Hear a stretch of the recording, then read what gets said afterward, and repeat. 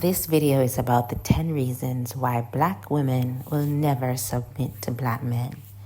And it's an important conversation because each time the issues of family, relationships, connectedness, all those issues, whenever they are raised among Black people, there is always a discussion about the refusal or apprehension, unwillingness of the woman to step into her divine role, her divine femininity, her role of womanhood, motherhood, when it comes to her relationships with Black men. And contrary to popular belief, these conversations are not simply being had on platforms in the North American sphere. It's happening all across the diaspora. And so clearly, it's an issue that's very important to us. And this word in particular, submission, seems to have Black people in a chokehold. So before we even get into the list, let's define this word. Submissive is defined as ready to conform to the authority or will of others, meekly obedient or passive. So let's just be very clear before we go on, because in so many conversations, some men try to step aside from the actual meaning of the word to try to replace it with things like they want a woman who's cooperative, they don't want a woman who is too independent. But let's not mess around. The idea of submission is that the woman, in this case, submits to the authority, yields to the authority of the man. And many men and women in our community have come out and said that the divine order is God, man, then woman, then children. So the hierarchy, the place of the woman in the hierarchy is that she submits to the man as the final authority in the home, final authority in her life, if she's in a relationship. And every day it is emphasized by writers, authors, podcasters, people who speak in the public sphere that Black women in particular are reluctant to yield to this kind of authority. And they cite a number of reasons, but I'm going to give mine. So here's the first one. The first reason why Black women will not submit to Black men, this idea of submission, as I have defined it, as it is defined, is un-African. And yes, I'm speaking to those in particular who like to justify so-called traditional norms of man-woman relationship, and they claim to be adherents to African philosophy, Black history. They are anti-colonial, anti-white supremacy, but at the same time they wish to adhere to what they call traditional roles of men and women. But what is tradition? Whose tradition are we speaking of? Whose tradition is it for a man to have authority over his woman? African women are not the damsels in distress that their white or Caucasian counterparts cosplay to be. That has never been our history. We come from a civilization where women were warriors, warrior queens, and not just figureheads, not just someone who sits there and has the appearance of authority. We had literal authority over nations. Don't just read Hollywood scripts. Don't just read fictitious books. Go back to the actual accounts in history of wars or of battles. Read the accounts from both sides that describe the valiance and bravery of African women, queens who oftentimes fought alongside their husbands, who led armies into battle. These women made decisions within their communities. We come from civilizations where community decisions were made by a group of elders that contained men and women, right? This is where we're coming from. We come from a society where the deity, God figure, was either a woman or represented by a woman and a man.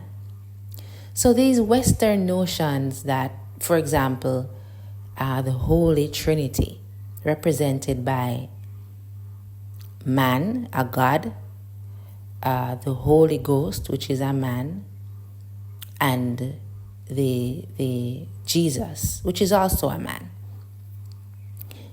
giving the power of creation into the hands of a man. It's unnatural, it's un-African, it has nothing to do with us. These are concepts which black men have adopted by way of religious philosophy that were given to them by invaders, by their oppressors. These Islamic and Judeo-Christian notions of what a woman's role is. Woman coming from the rib of a man. Women being here to be a man's helpmeet. That has nothing to do with an African way of life. This is something that we learned when we were conquered. We adopted the disdain for women, the fear of women, and the strange diabolical need to control the woman. Did patriarchy exist in Africa prior to the invaders? Of course it did. But let's not pretend that that form of patriarchy automatically ascribed a sense of inferiority of the woman in relationship to the man. The power, the social power that was given to women, the political powers that were given to women, simply cannot justify the notion that women were seen as automatically subservient and lesser than the man. Which brings me to reason number 2. This concept of femininity and what it means to black women. Let us be very clear. Femininity as cosplayed by white women, the damsel in distress, has nothing to do with black femininity. We, in black women, come from a long lineage of grandmothers and mothers who were always matriarchs. We always made decisions when it comes to the health of our family. We were some of the first farmers in history. We helped to build our own homes in the community. Communities of women in Africa build homes. We build our infrastructure in our communities. We don't just sit back and wait for men to direct our lives. That's something that Hollywood came up with. That's something that the creators of the nuclear family and romance novels came up with to appease white men in their desires to control their women, their wife appliance, their wife slaves. It has nothing to do with black women. Black women have been forced to accept this concept of femininity, which is foreign to them and it's unnatural to them. We have always been strong. We have always been strong-willed. We have always been a determined, forthright, and confident group of women. So before anyone jumps on this bandwagon of trying to demonize feminism, this lie that is perpetuated in the black community, that feminism ruined the black family, feminism ruined black femininity, feminism ruined black women in general. Let's just put that aside. Because both men and women keep running with this idea that somehow feminism is this white philosophy that white women gave to black women, and it doesn't serve us. First of all, feminism, just like Marxism, socialism, Leninist theory, cannot be given. The idea that a woman has a right to self-determination cannot be given to her by white women. What white women did, which is what white people do generally, they like to give names to things, to systems that already exist. A white woman cannot give us our freedom, give us the right to be independent, to decide our own future. That's something that we always had. That's something that's an intrinsic part of African culture. It's an intrinsic part of our humanity. They can give it a name, but they cannot give it to us. In the same way that almost every black male leader would willingly, readily describe himself as a Marxist, as a socialist. For the past 70 years, almost every leader, every movement, whether it's the Black Panthers, Amilcar Cabral, Walter Rodney, Kwame Ture, these men all identified at some point or the other as a Marxist. Karl Marx is a white man, right? But we know that white man cannot invent the system of communism, socialism, because the essence of it, which is communalism, existed in Africa since the beginning of time. They can observe and they can give it new names and give it new labels. But we can't say, or we do not say, that a black man who calls himself a Marxist is living under white man's philosophy. No. We simply say that he is using that term to define a very narrow political set of beliefs. So when black men want to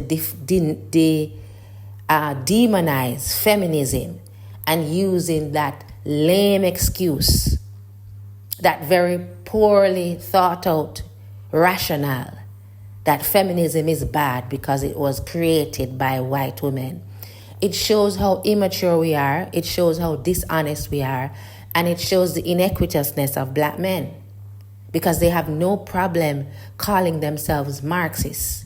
They have no problem adopting Leninist theory, all white European men.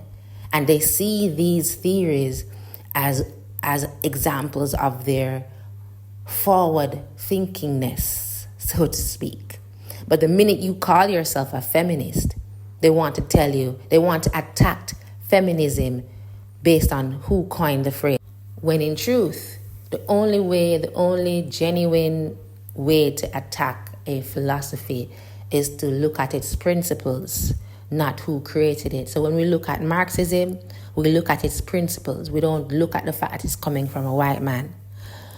When we look at feminism, the same way we need to look at its principles, right? The woman's desire or right to self-determination. White women cannot give that to black women because we were self-determining before they lived in a house with a window or wore a shoe. Reason number 3 why black women will never submit to black men. Now, we all know, it's a well-known principle of life. It's hard or impossible to serve two masters at once. Now, if black men are adamant at upholding this false tradition of the nuclear family, of being the authority in the home, then they cannot simultaneously refuse to build systems, build societies, build their communities. You cannot want to dictate the terms of your relationship when you don't dictate the terms in your community. How many black men are mentoring children in their community? How many of them? How many of you are part of organizations, or you have started organizations where the main goal, where the actual activities are about mentoring and training the children of your community? No, you don't. You complain that your children are wayward because there's no man in the home. Nonsense. There's men in the community. Why aren't you setting up systems in your own community that deal with the health of the children, the health of the people, the cleanliness of the community, the financial stability of the community, informal systems that happen within other groups of people? Why aren't black men leading the charge when it comes to that? Why is the only thing you want to be in control of is your woman's vagina? Why don't you take control of the systems of production within your community? Why don't you control the shops, the clinics, the schools? You don't. You leave that to other races of men to control. You leave the shops in Jamaica are controlled by Chinese men. Some of the shops in Ochi are controlled by Indian men. Why is it that you're not interested in controlling things outside of the bedroom? Why is it you only want to be a master from the waist down? You can't send your woman out to work for another man, and then you want to be in charge of her simultaneously. You can't expect your woman to go 50-50 while simultaneously asking her to see you as the final authority, the authority. That's not how leadership works. A leader takes responsibility for everything. A leader takes responsibility for everything. He doesn't shift blame. And the black man's obsessive need to blame black women for what's happening in the community, he can never lead her. He can never lead her. He should be busy finding solutions, being the solution, not looking for people to blame. And as long as that continues, as long as you continue to present yourself as being hopeless, as being victims of the system, victims of the white, victims of women's whatever it is that they blame women for, as long as you continue to position yourselves in that way, then no one will take you seriously as a leader. A leader takes action. A leader doesn't shift blame and shift responsibility. Can't serve two masters at once. Reason number 4 for why black women will not submit to black men is because, let's face it, let's be honest, our submission has been betrayed. Frederick Douglass, the Black Panthers, the Rasta movement, all of these examples show clearly that whenever black women have submitted to black men, they have either been abused, they have been left behind for other races of women, they have been written out of history, or contributions are not noted. We are portrayed as something that we're not. So many black women have signed up to be part of black men's revolution, signed up to fight with them and for them, only for black men to turn around and be the same oppressive tool, the same oppressive abuser and user that the white man was. Why would we submit to that? Which goes into reason number 5. For any leader to demand or expect leadership, he must have a track record of good leadership. He can't be a Frederick Douglass who moved a white woman into the house where he and his black wife lived after she helped him for decades. What is the track record of leadership that black men have? Like, really, no, seriously. Outside of the men like Malcolm X who have acted with integrity, what people like Elijah Muhammad that get these positions of leadership and then start to have sexual relations with underage women? People like Nature Boy, that cult where he was abusing women. What have black men built? What systems have they put in place for them to be demanding leadership from their women? No, that's not how it works. You have to display your competence first. Display your plan first. And then once we see that it is viable, that it is just, that it is egalitarian, that it's not simply for your own ego, that it benefits the community, the children and the women, then we can be able to make a decision about whether to follow your leadership. We can't follow you blindly like the Pied Piper, leading people off a cliff. What's your plan? Where are we following you to? Following you back into slavery? No. What's your plan and why should we follow you? Which leads into reason number 6. Lead by example. Don't lead with aggression. Don't lead with being a bully or violence or shaming women. That will never work. Black women will never submit to black men if their strategy to get them submit is anything but leading by example. That is what a leader does. Anything else is going to be transient. It's going to be temporary. You will see women acquiescing for a brief moment, but eventually it won't last. So the best way to lead is by example. And in order for black men to do this, they have to look within and not without.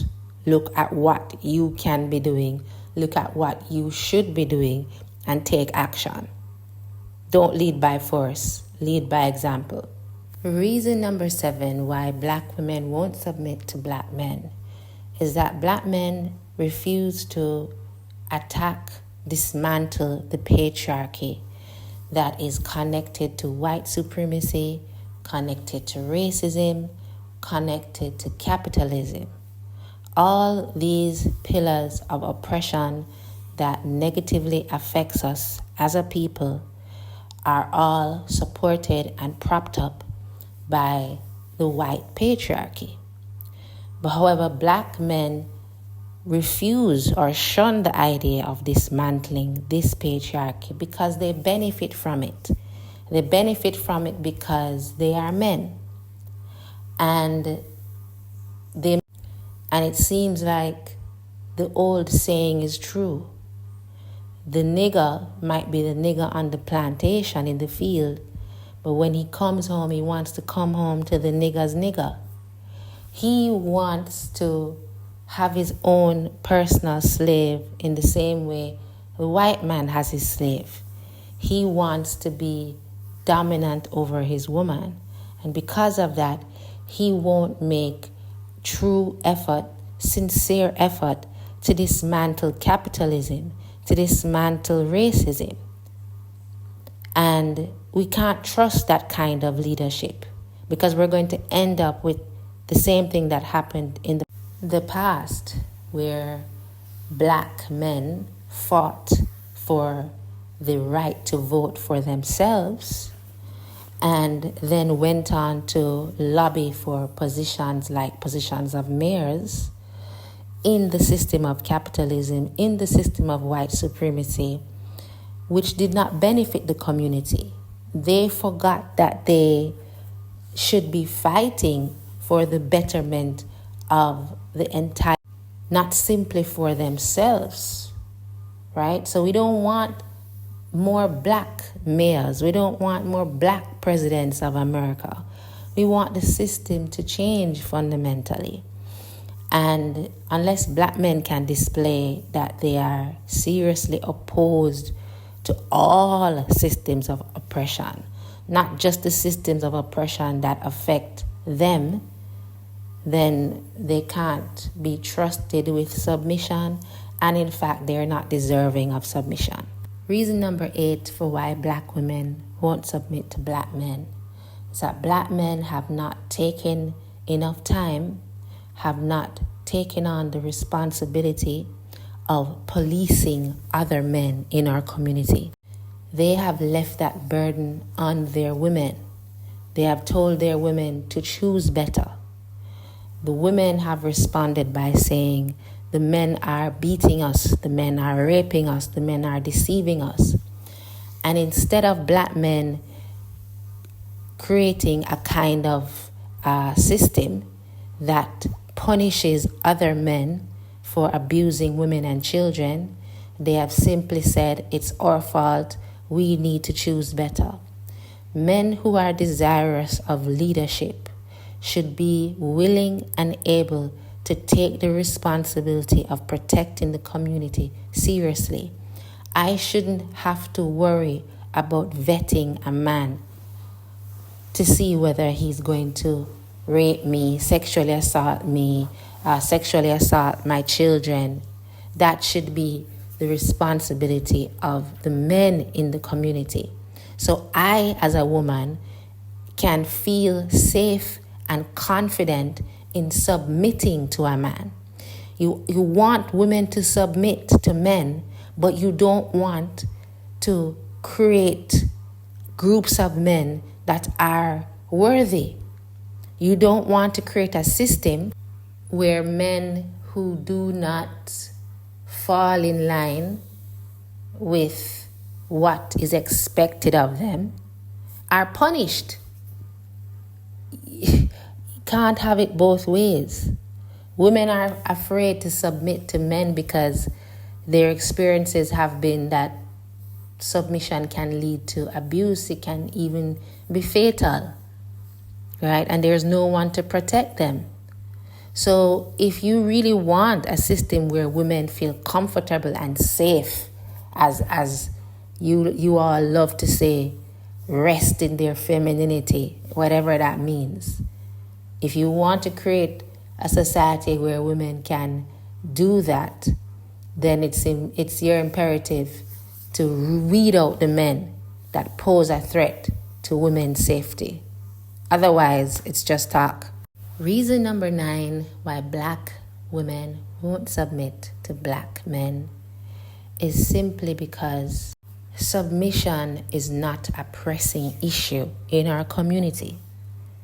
Submission of all the things, when we look at the state of our community, the foreigners that are mining the minerals in Jamaica, the wars in the Congo, the diabetes, the hypertension, the strokes, the fibroids, or health issues that are rampant in the black community. Submission is simply not on the top of the list. For the life of me, I cannot understand how any well-thinking man or woman could look at the state of the black community, make an assessment, and determine that what we should be doing is serving men. We look around and see all this widespread poverty and debauchery, and we think that the solution to our problems is to volunteer to be in servitude to men. I mean, I don't know what to tell you. We have so much organizing to do, so much planning to do, so much training to do, so many skills that we need to acquire, so much control that we need to take back, so much history that we need to learn. Why would we prioritize submitting to men? Women need to be coming together to make strong alliances so that we can properly mother the children that exist. Why are we prioritizing going in a nuclear family structure to cut us off from our communities so that we can prop up a man and serve a man? I just don't know if that is something that a well-thinking woman would prioritize at this stage of our captivity. And the final reason for why black women may never submit to black men is that more and more black women are waking up to the idea that this idea of the female submitting to the male may not actually be something that is natural. We don't see it in nature. We don't see it among the lionesses. Animals of all species seem to follow some kind of matriarchal system where the woman is prioritized, where the woman is, or the female, I should say, is in charge of the community. She makes bonds with other females, like lioness in a pride, the hyenas, the bees. More and more women, especially black women, are starting to question this so-called natural order. And a lot of them are coming to the conclusion that there is simply nothing natural about it, and that we've been lied to in order to further the aims of capitalism, patriarchy, and the oppressive nature of the nuclear family. And the more women wake up to this possibility, the less they will feel moved to submit to the authority, will, and direction of a man. For no other reason than he was born male. That's simply not enough anymore. Subscribe, like, and follow. It's been Truth Gangster.